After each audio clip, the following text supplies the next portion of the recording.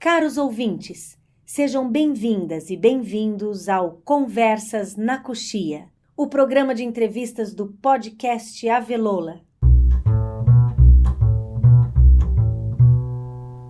A trupe Avelola de Teatro convidou hoje João Batista Teza Neto, Joãozinho para os íntimos, para que ele nos conte um pouco sobre suas peripécias sustentáveis. O episódio de hoje tem como cenário terras acrianas, pois o nosso entrevistado é curitibano, mas teve o privilégio de passar sua infância e parte da vida adulta na Amazônia, de onde tirou inspiração e criatividade para desenvolver uma infinidade de ações que contribuem para que nossa floresta fique em pé. Estamos começando agora a primeira edição do Conversas na Coxia. Meu nome é Ana Rosa Teza. Sou diretora e dramaturga dessa trupe de artistas inquietos da cidade de Curitiba e estarei com vocês por aqui. E eu sou Luiz Fernando Nicolosi, ator da trupe Avelola, e estarei com vocês por aqui também. Os primeiros 5 episódios do nosso podcast abordarão uma temática de muita importância para a humanidade: a Amazônia e suas histórias. Ainda que o debate sobre a importância da Amazônia seja mundial, não é segredo para ninguém a exploração e o descaso que esta floresta e seus povos têm sofrido ao longo dos séculos.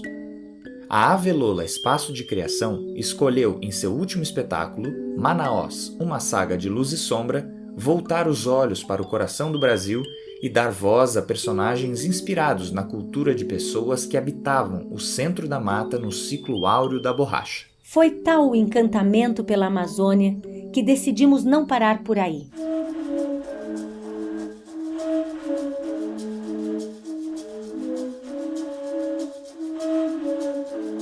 O momento político atual, do qual o mundo todo faz parte, torna ainda mais necessária a reflexão sobre essa temática. Nesse cenário de pandemia, mais do que nunca, os povos ribeirinhos e originários estão em risco e a Amazônia ameaçada. Por isso, decidimos criar esse espaço de conversa com pessoas que estão inseridas de formas diferentes dentro desse contexto amazônico, para aproximar a você e a nós ainda mais dessa realidade. O primeiro convidado para bater um papo conosco sobre esse assunto é o João Teza Neto, doutor em Economia Sustentável e diretor da Original Trade, empresa de consultoria que tem como missão contribuir para melhorar o equilíbrio ecológico da atividade humana no planeta Terra. João é também idealizador e diretor da Academia Amazônia Ensina. Em 2018, propôs e co-dirigiu o documentário O Rio Negro São as Pessoas, um filme que retrata sensivelmente a realidade das comunidades ribeirinhas do Rio Negro. O João é também o meu irmão. Uma informação importante para vocês entenderem que esse bate-papo é quase uma conversa na minha cozinha. Sejam bem-vindas e bem-vindos ao primeiro Conversas na Coxia.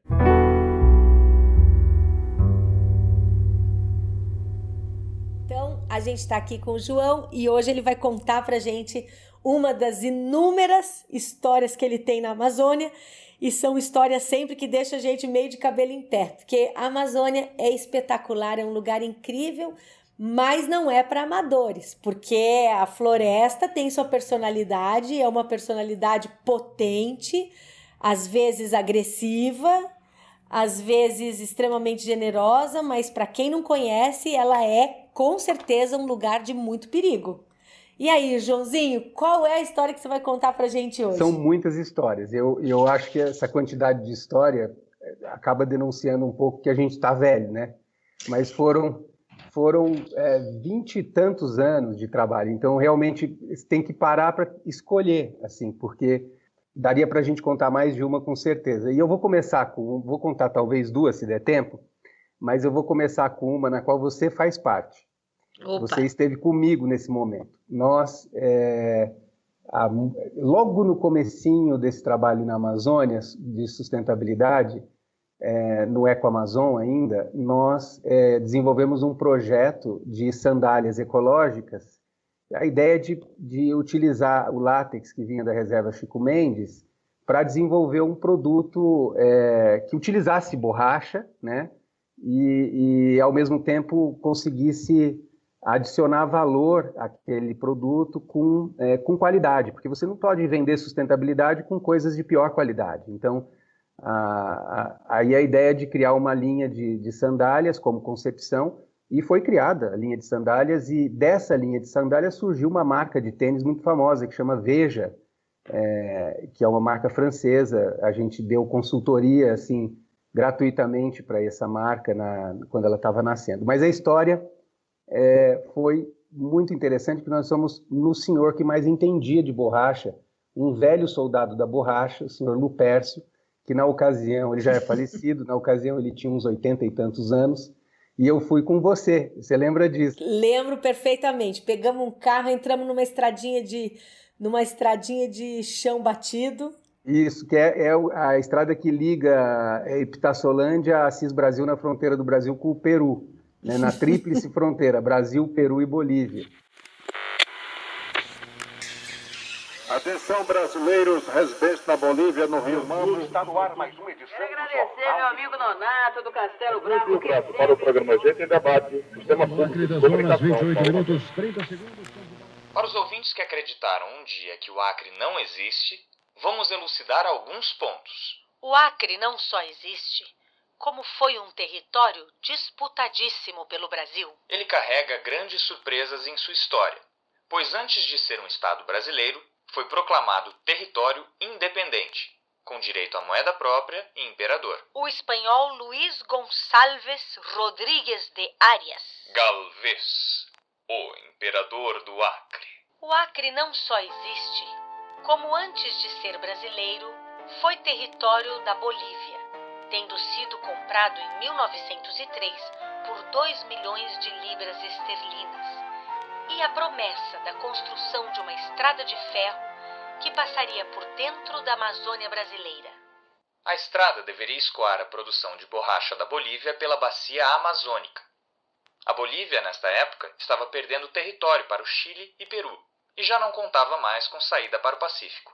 A ferrovia da qual estamos falando é a estrada de ferro Madeira-Mamoré. Ô Luiz, essa Madeira-Mamoré não é aquela estrada de ferro que deu um pano pra manga para construir? Isso, e eu fiquei sabendo que inclusive tiveram que chamar Oswaldo Cruz, porque tinha um monte de gente morrendo durante a construção de malária. Foi uma loucura a construção. Ó, vou te falar uma coisa. A Amazônia não é para amadores. Realmente. Exatamente. Nesse trecho, no quilômetro 45 dessa estrada que tem 80, de estrada de chão, de terra, muito, muito difícil de chegar, morava o senhor Lupércio, que era um velho soldado da borracha, cearense, que tinha migrado em uma das migrações da borracha, filho de cearenses, e um sujeito interessantíssimo, assim, muito vivo, né, muito vivaz, e ele até brincava bastante com a gente, dizendo assim: eu sou que nem o alho, o cabelo é branco, mas o talo é verde. Para dizer que ele ainda tinha vitalidade. E tudo que eu perguntava para ele, que eu tinha muita dúvida, eu falava: seu Lupércio, a gente vai tirar essa seiva daqui da seringueira e a gente quer fazer um molde para fazer um solado, né? Dá para fazer? Ele falava: dá para fazer. Então vamos fazer? Ele: vamos fazer. Como é que nós vamos fazer? A gente pega lá a seiva, tal, tira a seiva, aí fomos na árvore, tiramos a seiva.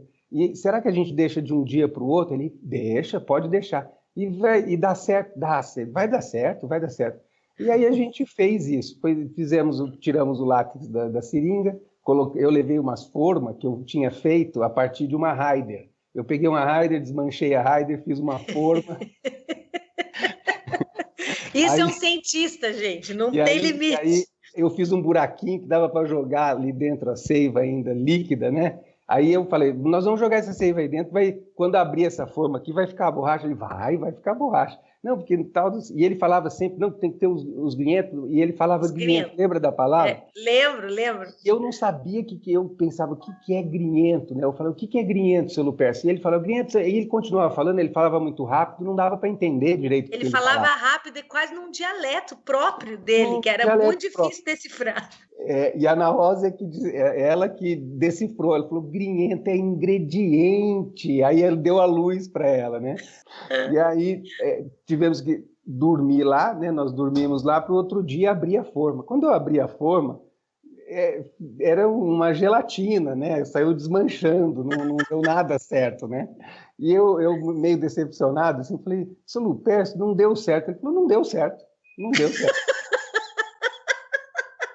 Então, ali eu comecei a entender um pouco, assim, na verdade, para ele, o mais importante era estar com a gente ali naquele momento, era fazer isso acontecer, e não exatamente o resultado, né? É você estar presentificado. Então, estava dando certo porque ele estava fazendo o que a gente ia fazer, não é que ia dar certo a sola de borracha. Então, e é uma visão que as pessoas da floresta têm, uma presentificação muito grande, eles têm uma concentração muito grande. Então, e eles são muito assim receptivos, eles querem, você fala assim, é longe daqui para lá? Se você perguntar, é perto daqui para lá? É o mesmo caminho, ele vai falar, porque isso tudo é muito relativo, às vezes o que é longe para você é perto para ele, mas esse foi um caso muito interessante que me ensinou assim, um pouco da psique das pessoas da floresta, da generosidade. E eu trouxe essa história porque ela está muito no começo da minha relação com as cadeias produtivas florestais, né? E foi assim um contato privilegiado. Me sinto privilegiado de ter conhecido o Sr. Lupercio. E essa tua aventura e esse teu pioneirismo hoje está na França. Dali nós desenvolvemos a linha, a utilização e o conceito, que é você trazer com rastreabilidade o látex e a borracha, mantendo a rastreabilidade, fazendo um pagamento diferenciado para esse fornecimento e colocando na tua cadeia de suprimento para fazer um produto industrializado tipo um tênis, uma sandália, né? E aí um francês conheceu o projeto, foi para o Acre, visitou, nós transferimos, nós éramos uma ONG na ocasião, não tinha objetivo de montar o negócio especificamente, então a gente cedeu todas as informações, o caminho da roça, né? O caminho da floresta para ele montar. E hoje é uma das marcas mais conceituadas, é uma marca, inclusive, caríssima. Eles trabalharam com o nome Veja durante muitos anos e agora eles passaram para Verte, mas usam o mesmo símbolo e é um tênis caríssimo. O conceito de produto ecológico, ecossustentável, que preserva as comunidades sustentáveis, ele era um conceito muito embrionário, né? Acho que vocês foram... você, o Moacir, que a gente entrevistou aqui também no podcast, tinham essa visão, né, de trazer um pouco de justiça social para dentro das comunidades ribeirinhas. E esse conceito de rastreabilidade, isso assim, você fala porque você ouve isso todo dia, né? Mas eu acho importante para o nosso ouvinte entender um pouco como que nasceu esse lugar da rastreabilidade, o que é, como que funciona isso? Bom, você comentou primeiro da questão do conceito dos econegócios, né? Uhum. Nós, nessa ocasião, em 2001, nós criamos o Instituto Ecoamazon, que é o Instituto de Econegócios da Amazônia. Foi o primeiro, e aí tem no contrato social dele, que é o Instituto de Econegócios da Amazônia. Esse termo econegócio, ele não está utilizado atualmente, e ele era totalmente desconhecido na época. Na verdade, a gente meio que trabalhou esse nome, e foi um pioneirismo nesse sentido. E a abordagem que hoje se fala muito em negócios de impacto social, impacto ambiental, era o que a gente estava fazendo lá em 2001. A gente entendia que a gente tinha que sair da filantropia puramente, não que ela seja desnecessária totalmente, mas a gente sempre olhou a floresta como fonte de riqueza e não como fonte de simples, somente solidariedade, né? A floresta em pé como fonte de riqueza. Né? Fonte de riqueza, biodiversidade, as coisas especiais que tem na floresta, a gente só não sabe lidar com isso, na verdade. A nossa tecnologia, a tecnologia disponível na sociedade, ela não está desenvolvida para atender a necessidade de exploração sustentável da biodiversidade na forma in natura, na forma que a floresta oferece. Eu olhava para uma floresta e vi o tanto de massa, de biomassa que tem ali, tanto de estruturas biológicas, e você olha para um campo de soja e vê é impossível comparar. Um tem vida e o outro não tem vida, né? Assim... Vamos chamar de valor, né? Você tem uma quantidade enorme de valor in natura na floresta e uma 1% desse mesmo valor na forma de soja, que vira economicamente mais viável. Só que isso é porque nós sabemos lidar tecnologicamente com a soja, mas não sabemos lidar tecnologicamente com a floresta. Mas a gente andou um pouco à frente do momento e do tempo. Hoje tudo que se fala é impacto social ambiental, negócios de impacto. O termo econegócios não é muito utilizado, não é utilizado, não tenho visto. Mas é a mesma coisa, é você criar negócios usando a biodiversidade com responsabilidade social e ambiental. Fico feliz de ter participado desse momento bem no início. Rastreabilidade, que você tocou. Rastreabilidade é você identificar exatamente da onde surgiu aquela matéria-prima. Não só de uma propriedade, mas eventualmente até de qual árvore saiu aquilo. E aí nós fizemos a primeira certificação de castanha da Amazônia, orgânica e social, nessa mesma época, em 2001, 2002. Na mesma reserva extrativista Chico Mendes, a gente fez um geoposicionamento, georreferenciamento de 3.800 árvores de castanheiras nativas. Nossa. E aí a gente vendia castanha para a Itália e o comprador sabia exatamente a posição de georreferenciada de cada indivíduo de castanheira dentro da reserva. E isso não alterava tanto o preço da castanha na venda deles para o comprador italiano, mas colocava a gente como primeiro da fila para vender. Que foi o mesmo período que a gente eu fui muitas vezes à Europa para fazer essa divulgação da castanha, que era um produto subvalorizado na chamada cesta de amêndoas, e a gente identificou isso, que ele era, se houvesse uma pressão por aumento de preço da amêndoa por parte dos produtores e exportadores, os importadores retiravam uma ou duas amêndoas do mix, e aí isso esfriava a demanda e o preço voltava a cair. Então, porque a amêndoa é sempre comercializada em mix, né? Não existe um distribuidor só de castanha do Brasil, existe um distribuidor de amêndoas, pistache, trabalha com tudo. Então, o pessoal da produção era um pouco refém dessa retirada de uma, duas ou três do mix de 600 gramas. E a gente descobriu isso, não é uma informação. Agora eu estou falando aqui, mas isso era uma informação velada, porque os comerciantes são comerciantes de 2.000 anos que mexem com amêndoa, né? Você vai ver quem é o distribuidor de amêndoa de Nova York, de São Paulo, de Buenos Aires, de Paris, é tudo gente que trabalha com amêndoas há 20 gerações. Então, eu consegui essa informação numa conversa tomando uma cerveja, inclusive. É onde aparece muita coisa, na conversa tomando uma cerveja. Exatamente, e aí eu entendi que nós tínhamos um bloqueio, a gente era refém do distribuidor, porque o consumidor final não conhecia a amêndoa. Então, para ele, não fazia diferença se tirasse uma, duas ou três.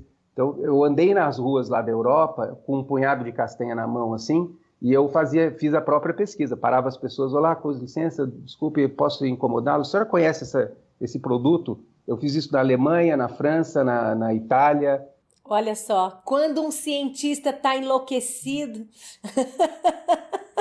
Mas você conhece essa amêndoa? As pessoas dizem, sim, Paranuts. Eu mostrava tanto a desidratada quanto a com casca, né? Porque ela era chamada de castanha do Pará, né? Paranuts. Paranuts. Aí você fala, você conhece a planta? 100% não conhecia. Você conhece a origem? 95% não conhecia. Então não tinha nenhuma empatia com aquele produto. Eu falei, aqui tem uma história linda, porque essa pequena planta tem 38 metros de altura.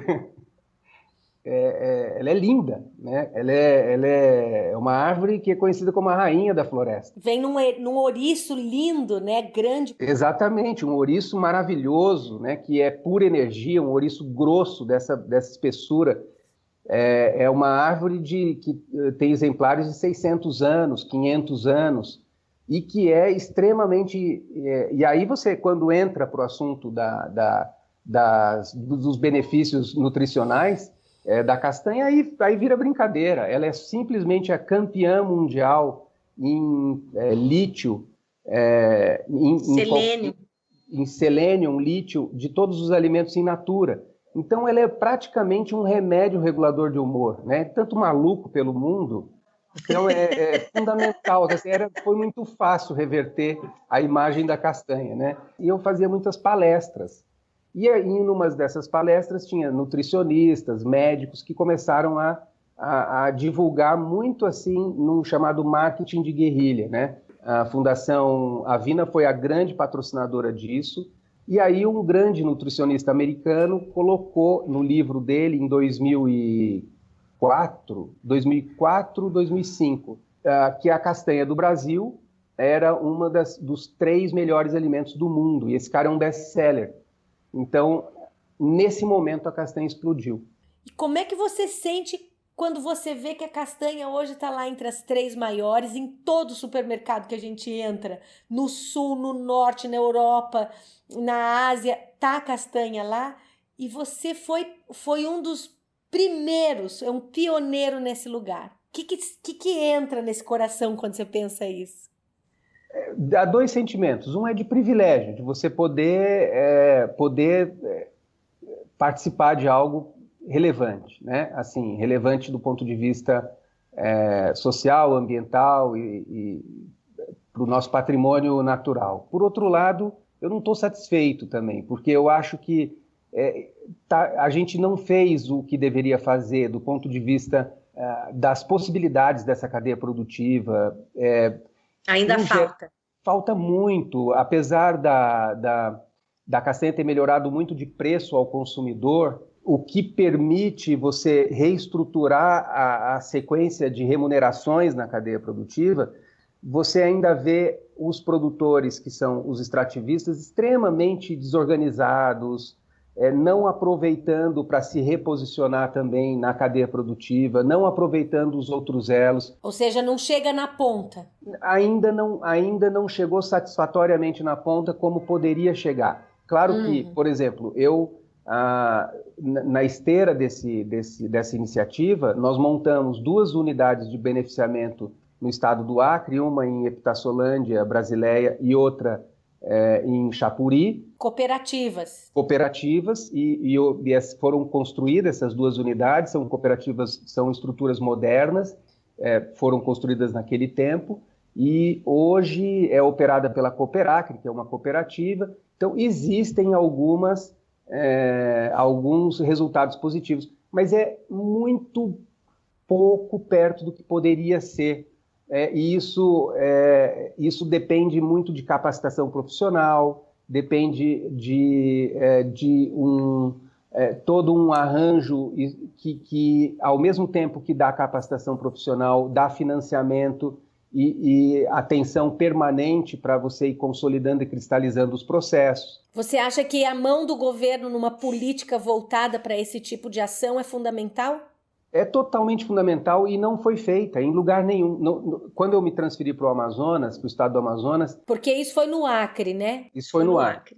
Em 2005, isso foi de 99 a 2005, e de 2005 até hoje eu me transferi para o Amazonas, e quando eu me transferi para o Amazonas eu fui para a Secretaria a Agência de Florestas do Estado do Amazonas, ser diretor de lá. Acho que eles gostaram do trabalho que eu fiz no Acre, me chamaram para ir para lá, eu fui. Que maravilha! Aí, eu tava num estado que eram uns 3 municípios do Amazonas, peguei um lugar que era do tamanho da Europa, praticamente, né? E aí lá a gente construiu várias unidades de beneficiamento de castanha, em Manicoré, Amaturá, Tefé, Beruri. E eles também funcionam cooperados? Assim, também funcionam cooperados, são arranjos diferentes. Alguns são, por exemplo, pode um empresário arrendar, mas aí ele tem obrigações de aquisição diferenciada dos produtores. Mas os projetos, em geral, Ana Rosa, eles não têm a visão de médio e longo prazo necessária. Porque, por exemplo, não adianta você montar uma estrutura para uma associação extrativista no meio da Amazônia.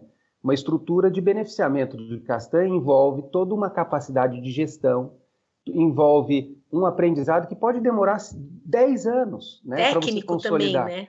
Técnico. Exatamente. Então, não existe, assim, o que eles estão precisando é uma unidade de beneficiamento. Não é, eles precisam de uma unidade, precisam de uma assistência permanente por um bom período para que a próxima geração já se crie dentro da estrutura para se tornar gestora num segundo momento. Assuma isso. Assuma. Então, mas é um problema geral do Brasil. Acho que o Brasil não... Faz uma política assim, superficial de agora nós vamos resolver isso aqui e 3 anos depois aquilo está jogado às traças e o dinheiro público está absolutamente mal usado e a população paga sempre o arranque e essa coisa nunca vai devolvendo de fato para a sociedade o que ela se propôs, né? E por que que o governo não faz isso? Por exemplo, o governo fez algo permanente, estruturado, de longo prazo e que deu muito resultado. Por exemplo, a Embrapa. Né? Ele olhou, criou leis, estabeleceu mecanismos, e destinou orçamento permanente, duradouro, por períodos indeterminados até hoje, e dá um resultado fantástico. Nós éramos, na década de 70, 60, um país assim que, do cenário da produção agrícola mundial, era um país não irrelevante, mas era bastante assim incipiente. Grandes produtores eram Estados Unidos, Europa produzia muito. E depois da Embrapa, foi uma ação de governo, a gente se torna o líder mundial, aproveitando o potencial de ser um país tropical com terras férteis. Por que a gente não aproveita o potencial próprio da floresta para nos tornarmos referência nisso em termos de economia? Nossa, claro. Agora, por que não se faz isso com a floresta? Porque quem toma essas decisões são pessoas anacrônicas do ponto de vista conceitual. Elas acham que, por conceito, a floresta não vai dar o resultado da agricultura. Então, no fundo, fazem um jogo de narrativa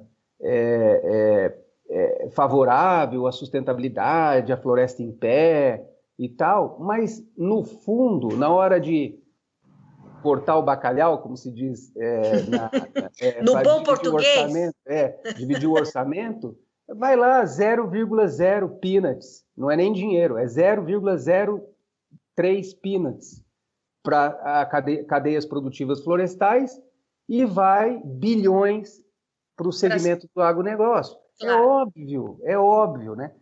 Por exemplo, vai ver o tanto de dinheiro que vai para subsídio da agropecuária na Amazônia. Aí fala, não tem subsídio. Olha os juros que o BASA cobra e você vê que tem subsídio. Esse país deve a pessoas que não desistem dele. Então, eu queria dizer para vocês, nossos queridos ouvintes, que nós estamos tendo o privilégio de ouvir um cidadão comum, como nós todos, que não desiste do nosso país, que faz com que a sua ação como cidadão, como pessoa, seja uma ação que proporcione para o outro um lugar melhor. E vocês, né, nós aqui, vocês todos que nós entrevistamos aqui, com essa causa pela vida, e quando eu digo pela vida é porque hoje as causas ambientais elas não são causas específicas, elas são causas que tangenciam o universo como um todo, a Terra, né? Tangenciam a vida na Terra. Então ter um indivíduo que sozinho lá em 2001, uma odisseia no espaço, resolveu pegar uma estrada atrás do seu Lupécio, munido de uma escudeira artista. É bonito. Parceria. E eu quero dizer que você, porque é meu irmão e de quem eu sou muito fã, me colocou nessa trilha de pensar a Amazônia, de pensar o mundo sustentável. Desde muito jovem você batalha por isso, então queria dizer para vocês, ouvintes, que eu tenho um orgulho desse meu irmão. Desculpa aqui agora eu ficar xoxa, como dizem os chilenos, estou chocha, quer dizer, eu estou muito apaixonada, estou muito, né, galinha choca, como a gente diz. Então, queria te dar os parabéns, irmão, pela atuação como ser humano, como profissional, como irmão, e aqui posso dizer que é um privilégio ter uma mente tão brilhante na nossa família. Obrigado. Igualmente, também tenho muito a te agradecer, e eu queria dizer que eu queria contar uma coisinha rápida também. Vamos lá. Você. quando você me convidou para ajudar no planejamento da Avelola, logo no início, nós fizemos todo aquele trabalho de planejamento e tem um momento em que você tem que cortar as coisas, ver o que é viável de fazer e aí eu me lembro que dentre as coisas que a gente, obviamente, deveria cortar logo no início, era uma tal de uma excursão pela Amazônia, e que a trupe não tinha dinheiro nem para pagar o pagar o aluguel de 2 meses para frente, mas ficou de fora ali no papel, mas você não se conformou, e de vez em quando você voltava com esse assunto, ligava e falava assim, tal coisa que nós vamos fazer uma turnê. Eu falava, Ana Rosa, presta atenção, uma turnê dessa é um dinheiro grande, não dá e tal. Só que a teimosia, né, e a vontade, quando ela vem forte, e você, eu acho que 1 ano e meio depois, 2 anos, apareceu com uma trupe enorme lá, fazendo teatro, e não foi só num canto, eu achei aquilo fantástico, foi um projeto grandioso, vocês foram para Assis Brasil, Tríplice Fronteira, perto do seu Lupércio, foram para Rio Branco, foram para São Gabriel da Cachoeira, depois subiram para o lado de Pacará, depois foram lá na fronteira com a Guiana, depois foram lá para o lado de Santarém, Manaus, uma coisa incrível, uma viagem em Porto Velho, Rondônia, né? Chamava Brasil Fronteiras do Norte. Fronteiras do Norte, vocês foram para o Atumã, né? Principalmente, que é um lugar muito isolado, e eu depois, como eu trabalhava lá naquela região, eu percebi o quanto isso era relevante, a parte cultural, a parte social, talvez seja a parte mais relevante de todo o conjunto possível de apoio a uma comunidade. Por quê? Vamos dizer assim, é isso que dá o sal da vida, né? Essa tua ida nos inspirou, por exemplo, a um projeto que eu consegui fazer uma só rodada, festival, porque eu não consegui energia suficiente, nem adeptos o suficiente financiadores para seguir, mas eu acho um projeto fantástico que foi o projeto de música na floresta. Nós trabalhávamos em 15 unidades de conservação na ocasião, na Fundação Amazônia Sustentável, e conseguimos um pouquinho de dinheiro para fazer seletivas de música em cada unidade de conservação, músicas autorais.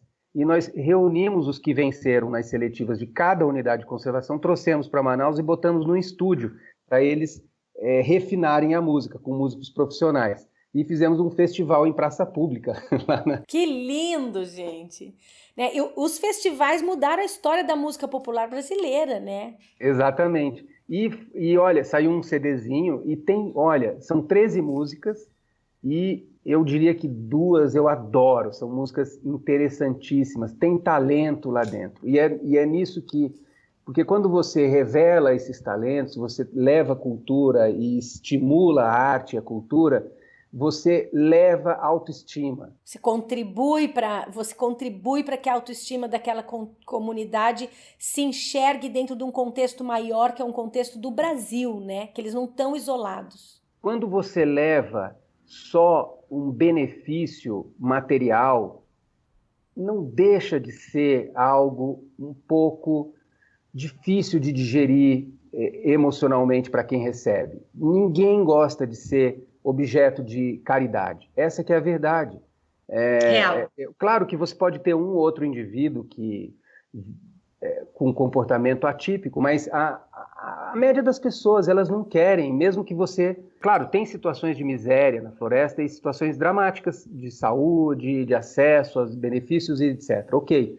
Mas é muito arrogante. O cara pesca o peixe dele ali quando ele quer. Ele colhe a macaxeira dele. Ele tem a dignidade dele, ele tem, sabe? Você chega lá querendo resolver ou carimbar ele como uma pessoa carente e tal. É um positivismo conceitual que eu não entendo. E você me ajudou a ter essa visão da cultura, da arte, como aquela que dignifica, que posiciona, que eleva a autoestima, e que é isso que precisa, muitas vezes, para essas comunidades que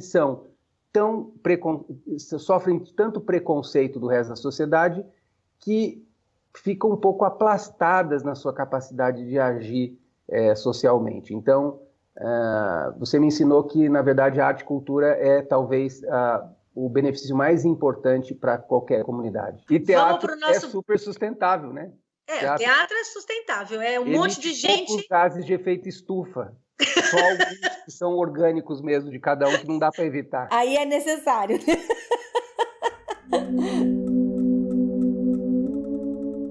Vamos lá para o nosso bate-bola? Vamos. Se você assumisse a presidência da República hoje, qual seria seu primeiro decreto? O meu primeiro decreto, não sei. Eu teria que pensar bastante. É uma atitude bastante contundente, importante. Decreto é algo que é entendido como urgente, prioritário, né? Algo que não consegue nem esperar, por exemplo, a avaliação do Congresso. O Congresso é muito importante sempre para dar uma ponderação. Então, um decreto é algo que tem que ser pensado muito. Eu te garanto que eu iria pensar muito para fazer o primeiro decreto. Não sei qual que é. Açaí puro ou com leite ninho? Puro. Se você fosse um personagem de cinema ou de teatro, qual você seria? Eu acho que eu ia gostar de ser um pirata. Somos uma trupe de teatro e por isso nós não podemos deixar de pensar nisso. Você lembra a primeira vez que você viu uma peça de teatro na tua vida? Lembro, são flashes, e foi uma peça no aniversário na nossa casa.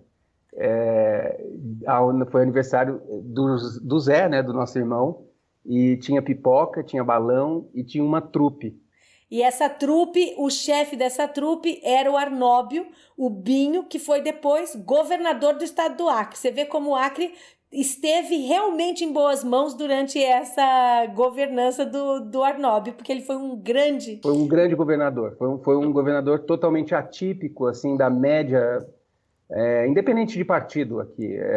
Ele destoa da prática comum da e política corrente brasileira. A essa altura, o ouvinte já entendeu que o Acre existe. Ele não só existe, como presenteou o Brasil com grandes nomes da política, das artes, da sustentabilidade, tais quais Marina Silva, Glória Pérez, Armando Nogueira, João Donato, Chico Mendes, além de Laura Tesa, importantíssima produtora cultural da Avelola, e a premiadíssima atriz da Avelola, Helena Tesa, entre outros. Pato no tucupi ou escondidinho de pirarucu? Pato no tucupi. Eu nem sou muito fã do escondidinho de pirarucu, gosto do pirarucu de outras formas. O escondidinho eu acho meio bagunçado, mas tudo bem.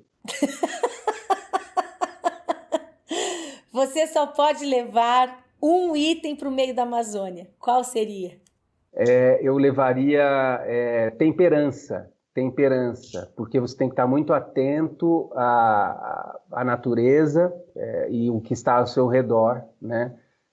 Você se desloca de barco, de voadeira, então é bom você estar presentificado e ter temperança, ter calma, temperança é fundamental. Música brasileira que te acompanha pela vida fora.